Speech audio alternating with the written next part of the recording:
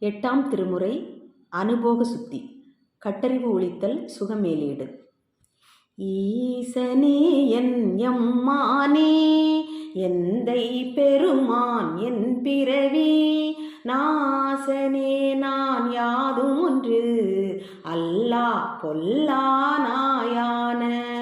ஈசனே என் எம்மானே எந்தை பெருமான் என் பிறவி நாசனே நான் யாதும் ஒன்று அல்லா பொல்லா நாயான.